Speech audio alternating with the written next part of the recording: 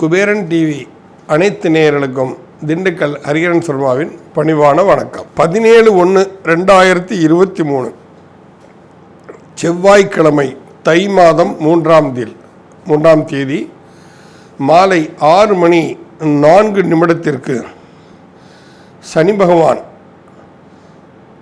மகர ராசியிலிருந்து பயிற்சியாய் கும்பராசிக்கு செல்கிறார். அவிட்டம் 2ஆம் பாதத்திலிருந்து அவிட்டம் 3ஆம் பாதத்திற்கு செல்கிறார். வருட கிரகங்களில் ஒரு ராசியில் அதிக நேரம் சஞ்சரிக்கக்கூடிய கிரகம் சனி பகவான். சனி இருக்கும் இடத்தை அதிகரிக்க செய்யும், நன்மைகளை பல செய்யும். பார்க்கும் இடத்தில்தான் அதன் தோஷங்கள் வேறு விதமாக இருக்கும் இடத்துக்கு நற்பலன்களை செய்யும். இப்போ இதுவரை இருந்த வீடும் இப்பொழுது செல்லக்கூடிய அந்த வீடும் கும்பராசியும் சனி பகவானுக்கு சொந்த வீடுகளாகத்தான் கருதப்படுகின்றன நமது ஜோதிடத்தில். அப்பேற்பட்ட இந்த மகத்துவமிக்க சனி பெயர்ச்சி காலகட்டத்தில் லக்னம் கடகமாகவும் அந்த லக்னத்திலே மாந்தி, 4ஆம் இடத்தில் கேது பகவான், 5இல் சந்திரன், 6ஆம் இடத்தில் புதன், 7ஆம் இடத்தில் சுக்கிரன் சூரியன், அஷ்டமஸ்தானத்தில் சனி பகவான், பாக்கியத்தில் 9ஆம் இடத்தில் குரு, 10இல் ராகு, 11இல் செவ்வாய். இது அன்றைய கிரகச்சார நிலைகள். மேலும் அன்றைய பர்த் யோகி திதிவார நட்சத்திர யோக கரணங்களில் சொல்லக்கூடிய அந்த பர்த் யோகி கண்டம் நாமயோகம்.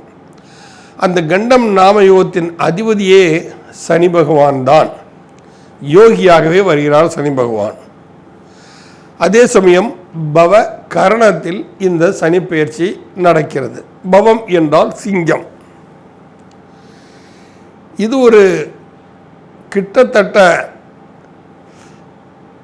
உயர்வு தாழ்வு இரண்டின் அடிப்படையிலையும் சேர்ந்தால் போல்தான் ஒரு நிகழ்வு தான் இது சனி பெயர்ச்சி நடக்கிறது. இதில் என்ன அப்படின்னா, இறைநிலை நாட்டத்தில் செல்பவர்கள் அனைவருமே காக்கப்படுவார்கள். இந்த சனி பகவான் லக்னத்திற்கு அஷ்டமஸ்தானத்தில் இருந்து கொண்டு லக்னத்திற்கு 10ஆம் இடம், லக்னத்திற்கு 2ஆம் இடம் மற்றும் லக்னத்திற்கு 5ஆம் இடம் இவைகளை அனைத்தையுமே அவர் பார்க்கிறார். இந்த நிலையில் லக்னத்தில் மாந்தி அமர்ந்து லக்னாதிபதி சந்திரன் 5ஆம் இடத்தில் நீச்சம் ஆகி இருப்பது சற்று சிந்திக்க வேண்டிய தன்மையை எடுத்து காட்டுகிறது. ஏதோ ஒரு வகையில் நடக்கக்கூடிய தவறுகளுக்கு, தவறு என்று சொன்னால் பிரபஞ்ச நியதி, பிரபஞ்சம் கொடுக்கும் எதிர்மறையான தாக்குதல்களுக்கு மக்கள் உட்படுத்தப்படுவார்கள் என்ற நிலையைத்தான் இங்கு நாம் யோசிக்க வேண்டும்.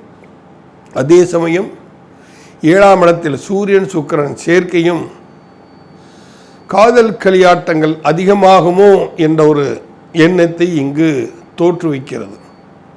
அதில் திருப்தியற்ற தன்மை அதிகமாக இருக்கும் என்பதுதான் சற்று நாம் பயப்பட வேண்டிய விஷயம்.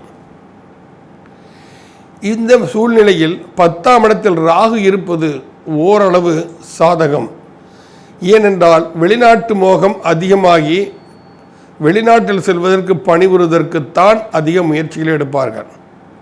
இப்பேற்பட்ட இந்த ஒரு சூழ்நிலையில்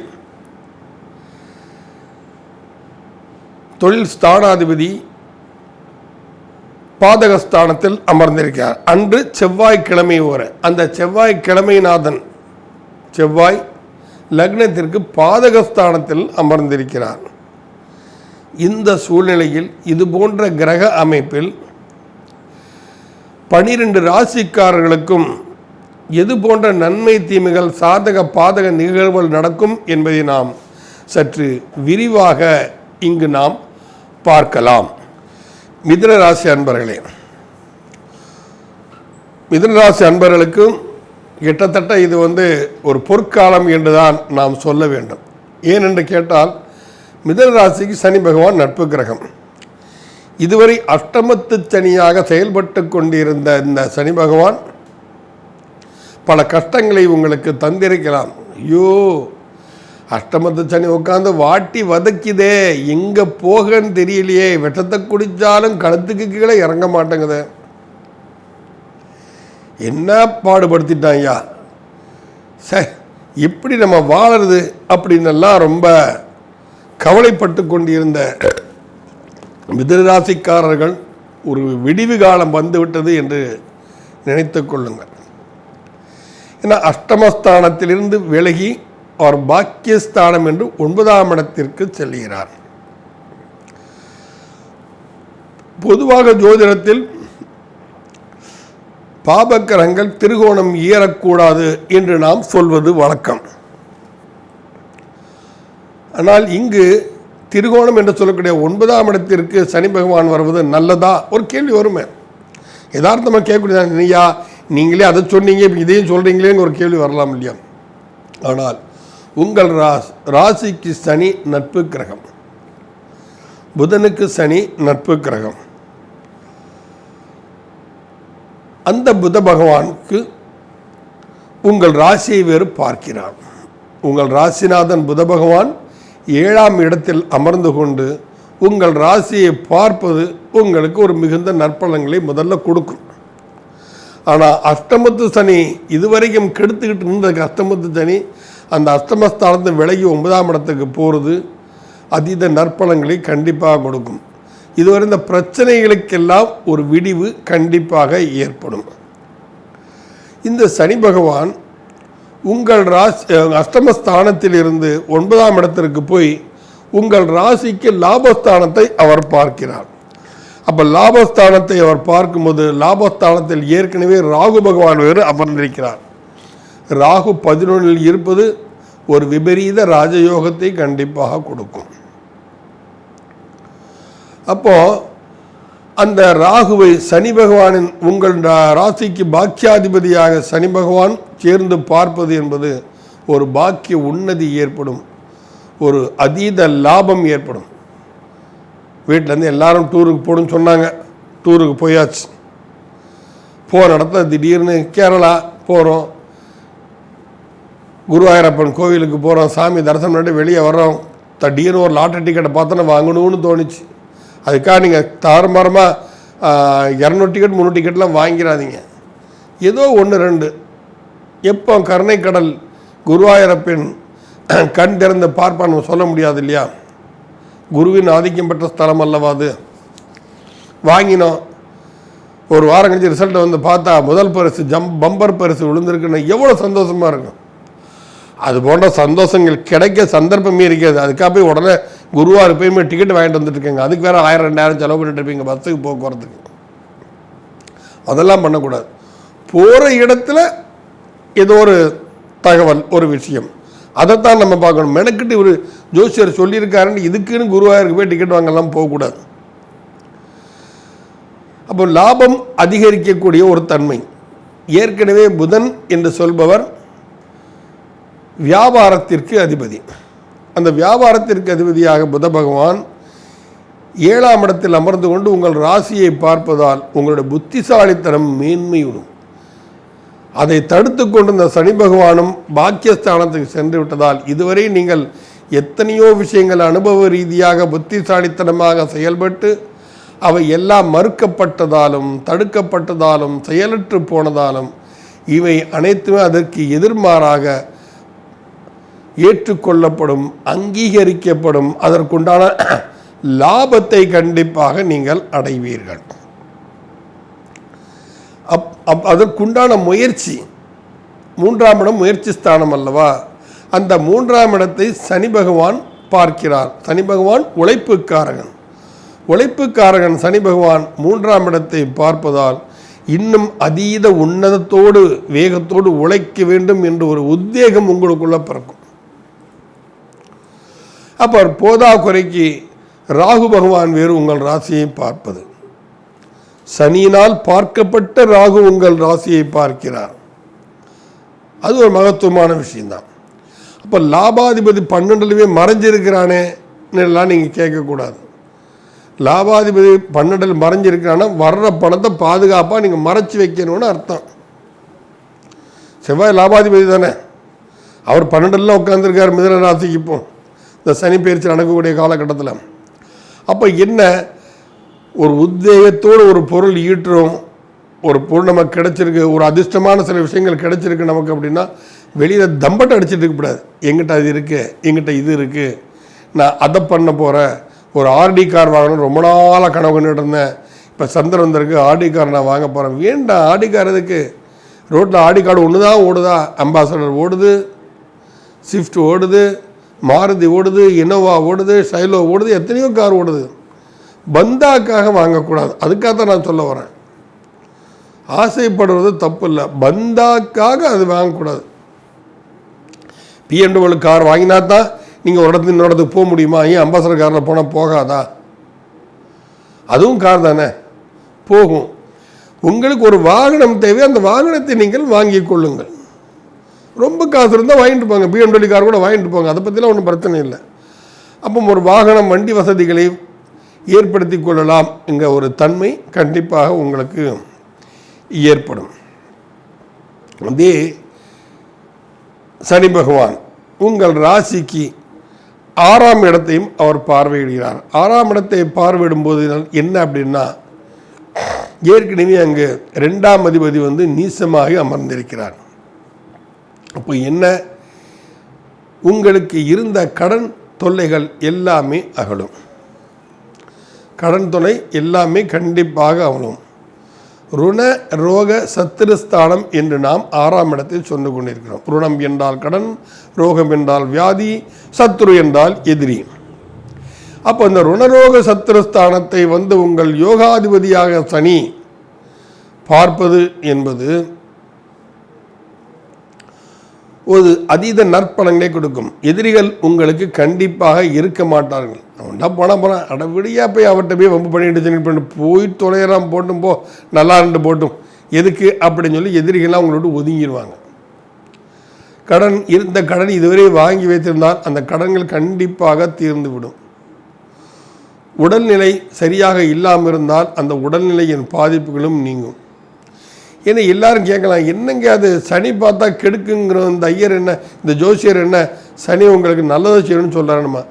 உங்களுக்கு யோகாதிபதியாக இருப்பதால் அவருடைய பார்வையும் நன்மை செய்யும், உங்களுக்கு தீங்குகள் ஏற்படாது. நெகட்டிவ் விஷயங்களை கண்டிப்பாக அது அழித்துவிடும், நல்லது மட்டுமே நடக்கும்.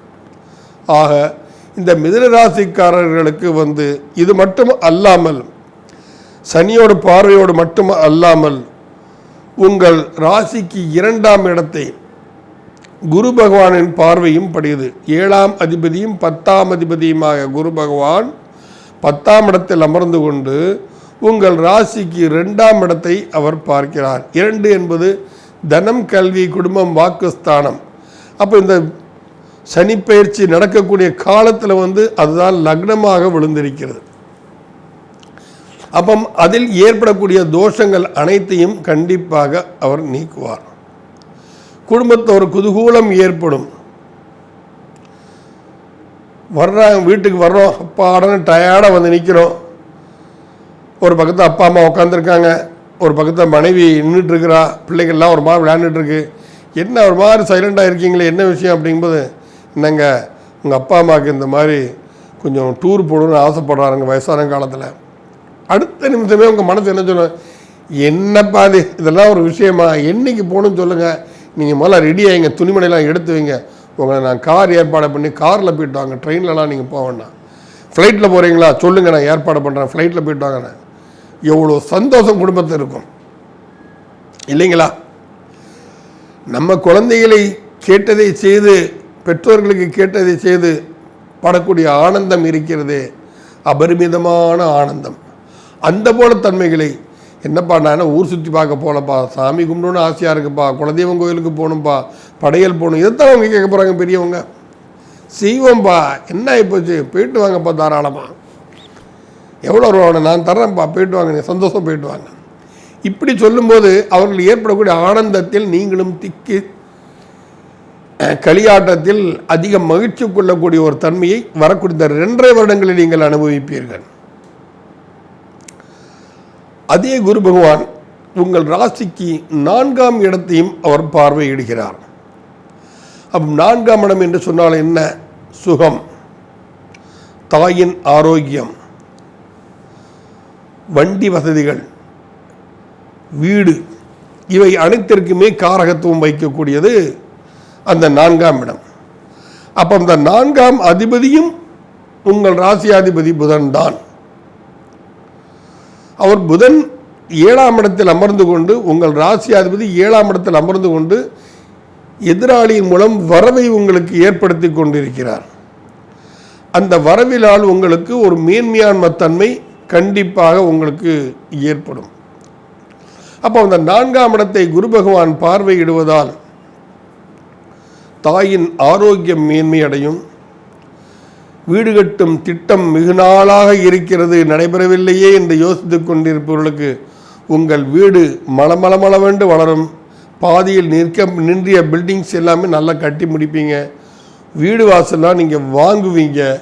புது வீட்டில் போய் குதூகூலமாக இருக்கக்கூடிய ஒரு தன்மையை ஏற்படுத்தி கொடுக்கும். கடன் என்ன பெரிய கடன் போனால் அந்த கடன் ஸ்தானத்தான் ராகு சனி பகவான் பார்க்குறாரு, அவர் கவனிச்சுட்டு போகிறாரு. அப்போ உங்கள் ராசியை சனியினால் பார்க்கப்பட்ட ராகுவும் பார்க்கிறார். ஒரு உத்வேகம் பிறக்கும், ஒரு வேகம் வரும்.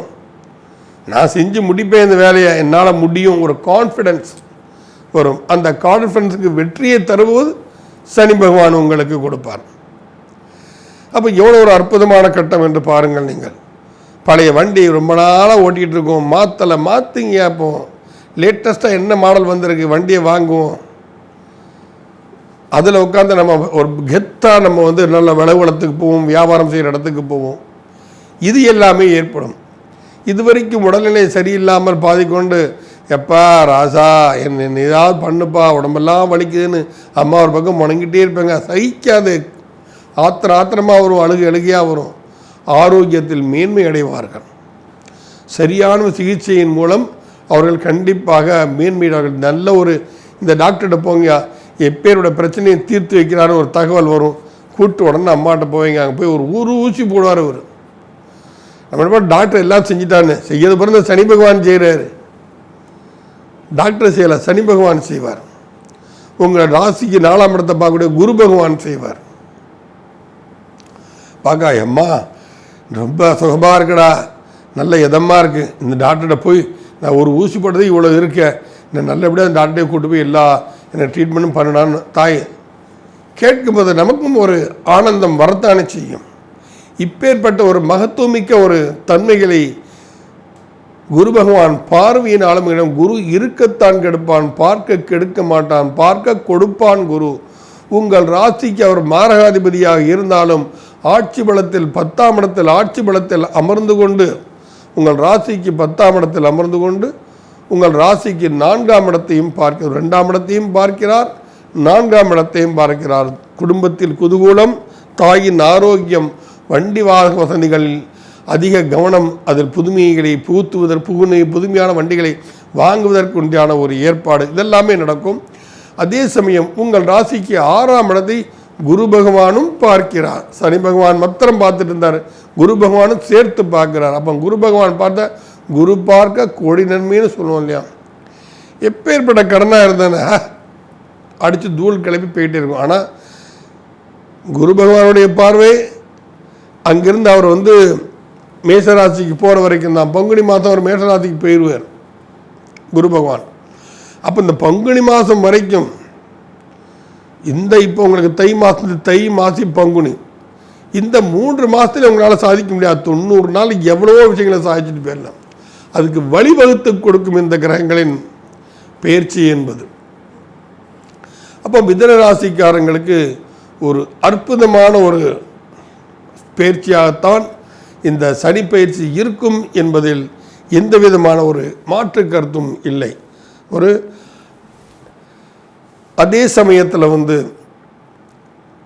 இந்த மிதுன ராசிக்காரர்கள் உங்கள் வாழ்க்கை தரம் இன்னும் மேன்மை அடைய வேண்டும் என்று சொல்ல போனீர்களே, ஆனால் 7ஆம் இடத்தில் புதன் அமர்வு, புத்திசாலித்தனம் மேலோங்கி இருக்கும். பாக்கியஸ்தானத்தில் சனி பகவானின் அமர்வு, பெருமாள் வழிபாடு மிகவும் சாலச் சிறந்தது. முடிந்தால் விஷ்ணு சகஸ்ரநாமத்தை சொல்லுங்கள், இல்லை விஷ்ணு சகஸ்ரனை போட்டு செல்லில் போட்டு கேட்டுக்கிட்டே இருங்க. ஒரு 2 வரி இருக்கு. ஸ்ரீராம ராம ராமேதி ரமே ராமே மனோரமே சகஸ்ரநாம தத்துல்யம் ராமநாம வரானனேன்னு இந்த 2 வரி மந்திரத்தை சொல்லிக்கிட்டே இருங்க. ராமர் தன் வில் கொண்டு உங்கள் துன்பங்களை எல்லாம் அழித்து விடுவார். அற்புதமான நற்பலங்கள் கண்டிப்பாக நடக்கும்.